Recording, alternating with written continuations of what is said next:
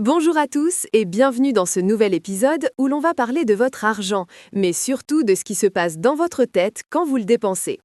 Aujourd'hui, on s'attaque à un mystère que tout le monde a déjà vécu. Vous savez, ce moment où vous achetez juste une petite paire de chaussures et un mois plus tard, vous avez refait toute votre garde-robe. Pour en parler, je suis avec Thomas, notre expert en finances comportementales. Salut Thomas! Salut Sarah, ravi d'être là. Et oui, ce dont tu parles, c'est un phénomène fascinant et parfois dévastateur pour le portefeuille. Ça porte un nom très chic, l'effet Diderot. Diderot, comme Denis Diderot, le philosophe des Lumières, celui qui a écrit l'encyclopédie? Lui-même, c'est assez incroyable quand on y pense. Ce type est l'un des plus grands intellectuels de l'histoire et pourtant il est devenu le patient zéro du shopping compulsif. Enfin, façon de parler. Attends, je veux comprendre. Comment un philosophe du XVIIIe siècle se retrouve à donner son nom à un concept de marketing moderne? Il a craqué son PL pour des perruques? C'est presque ça. Laisse-moi te raconter l'histoire parce qu'elle est géniale. On est en 1765. Diderot a 52 ans. Il est célèbre, certes, mais il est fauché. Vraiment fauché. Il doit marier sa fille, il n'a pas un sou pour la dot. C'est la galère. D'accord, donc le génie incompris est pauvre. Classique. Exactement. Et là, coup de théâtre. L'impératrice Catherine II de Russie, qui est une grande fan, entend parler de ses soucis. Elle décide de lui acheter toute sa bibliothèque pour une fortune, tout en lui laissant les livres chez lui. Bref, du jour au lendemain, Diderot se retrouve riche, très riche. Le rêve. J'imagine qu'il va placer ça sagement. Pas vraiment, c'est là que ça dérape. Pour fêter ça, il s'offre, ou on lui offre, les sources varient, une somptueuse robe de chambre.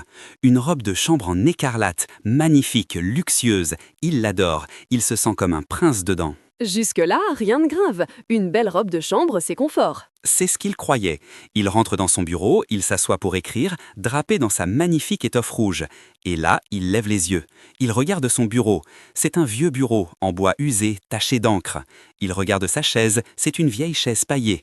Il regarde ses murs, les tentures sont un peu mitées. Et soudain, il a un choc. Qu'est-ce qui se passe? Le contraste. Sa nouvelle robe de chambre est tellement belle, tellement parfaite, qu'elle fait paraître tout le reste de ses affaires laid, vieux et misérable. Il le dit lui-même dans un essai qui s'appelle « Regret sur ma vieille robe de chambre ». Il écrit qu'il n'y a plus de coordination, plus d'unité, plus de beauté. La robe de chambre est une intrus de luxe dans un monde de poussière. Ah, je vois venir le truc. Il ne peut pas supporter le décalage. C'est exactement ça. C'est insupportable pour lui. Alors qu'est-ce qu'il fait? Il remplace la chaise paillée par un fauteuil en cuir marocain. Mais maintenant, le bureau fait tâche. Alors il change le bureau.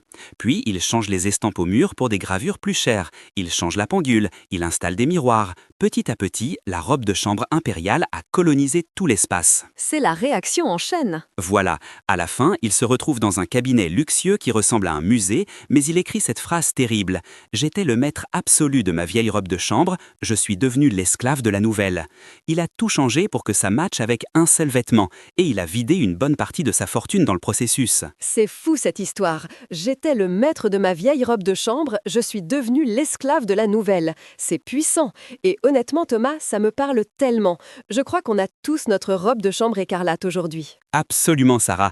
Et aujourd'hui, ça ne s'appelle plus une robe de chambre, ça s'appelle un iPhone, ça s'appelle un canapé en velours, ça s'appelle une nouvelle paire de baskets de running. L'iPhone, c'est l'exemple parfait. Tu achètes le téléphone, ça te coûte déjà un bras. Mais c'est pas fini. Ah non, ce n'est que le début, c'est l'amorce. Tu as ce bel objet en verre et en métal dans la main. Et là, tu regardes tes vieux écouteurs filaires avec le câble un peu jauni. Ça ne va pas du tout, c'est dissonant. Il te faut les AirPods. Et une fois que tu as les AirPods, tu te dis que ta vieille montre Casio, elle fait un peu tâche à côté de cet écosystème futuriste. Exactement. Donc tu prends l'Apple Watch. Et puis ton vieux chargeur qui traîne, c'est moche, il faut le chargeur MagSafe. Et puis ton ordinateur portable qui pèse 3 kilos, il ne va pas avec ton image de nomade digital ultra connecté. Hop, un MacBook Air. C'est ça l'analyse moderne de l'effet Diderot. Ce n'est pas juste de la cupidité, c'est une quête de cohérence identitaire. La cohérence identitaire, tu peux creuser ça? En fait, chaque objet qu'on possède raconte une histoire sur qui on est. Ton vieux canapé un peu défoncé, il raconte l'histoire de l'étudiante, des soirées pizza, du confort sans prétention. Si tu achètes un canapé design italien ultra moderne, il raconte une autre histoire, celle de l'adulte sophistiqué qui boit du vin rouge dans des verres à pied et qui lit des magazines d'architecture. Le problème, c'est quand tu mets le canapé italien dans le salon de l'étudiante. Voilà, ça crée une friction cognitive. Ton cerveau n'aime pas ça. Il se dit, cet objet ne va pas avec le reste.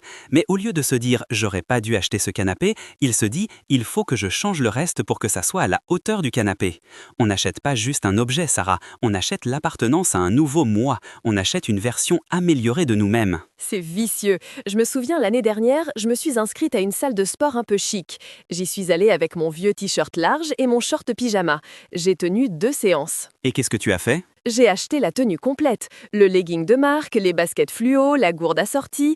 J'avais l'impression que sans ça, je ne pouvais pas faire partie du club. C'est l'effet Diderot pur et dur, l'introduction d'un nouvel élément qui dévalorise l'existant. Le vieux t-shirt n'avait pas changé, il était toujours aussi fonctionnel, mais dans le contexte de la salle chic, il est devenu obsolète à tes yeux. C'est une spirale de consommation parce que chaque nouvel achat crée un nouveau standard de référence. Et c'est là qu'on tombe dans le piège social, non ? Ce que les Américains appellent le lifestyle creep, l'inflation du mode de vie. C'est la conséquence directe et c'est le grand danger financier pour la classe moyenne et supérieure. On pense souvent que si on gagne plus d'argent, on sera plus riche. Mathématiquement, c'est vrai. Psychologiquement, c'est faux. Parce qu'on augmente nos dépenses en même temps que nos revenus. Pire que ça, on change de catégorie. Imagine, tu as une promotion, tu gagnes 500 € de plus par mois. C'est super, tu te dis, je vais me faire plaisir, je change ma vieille voiture pour une berline allemande un peu plus classe. Jusque-là, c'est une récompense. On a travaillé dur, on le mérite. C'est le discours qu'on se tient tous, mais regarde ce qui se passe. Tu as la belle voiture, tu vas aller faire tes courses chez Lidl avec cette voiture ? Non, ça ne colle pas. Tu vas aller chez le traiteur ou au magasin bio. Tu vas partir en vacances au camping municipal avec cette voiture ? Non, il faut un hôtel qui matche avec le standing de la voiture. Et tes amis changent aussi, j'imagine. C'est le facteur social. Si tu commences à fréquenter des gens qui ont ce niveau de vie, tu vas à des dîners où on sert du grand cru, pas de la piquette. Donc, quand tu reçois, tu dois servir du grand cru. Tu dois avoir la vaisselle qui va avec. Tes vêtements doivent signaler que tu appartiens à ce groupe. C'est pour ça que des gens qui gagnent très bien leur vie finissent le mois à découvert. Ils sont victimes d'un effet Diderot permanent et généralisé à toute leur existence. C'est effrayant quand tu le décris comme ça. On a l'impression d'être des hamsters dans une roue dorée. On court après une cohérence qu'on n'atteindra jamais vraiment parce qu'il y aura toujours un nouvel objet pour tout déséquilibrer. C'est sans fin. Le marketing le sait très bien. Ils ne te vendent jamais un produit isolé, ils te vendent une panoplie. Regarde Ikea, tu ne traverses pas des rayons de produits, tu traverses des pièces de vie, tu vois le salon complet. Si tu achètes la table basse, tu as l'image mentale du tapis qui allait avec dans le magasin.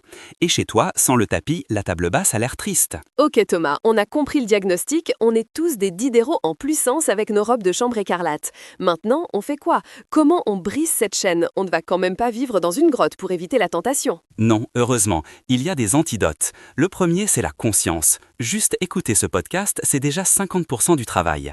La prochaine fois que vous avez envie d'acheter quelque chose qui sort de votre ordinaire, demandez-vous, est-ce que cet objet va s'intégrer à ma vie actuelle ou est-ce qu'il va exiger que je change ma vie pour lui ? Donc, visualisez l'impact de l'objet avant de sortir la carte bleue. Voilà, si tu achètes ce canapé vert émeraude, regarde ton salon.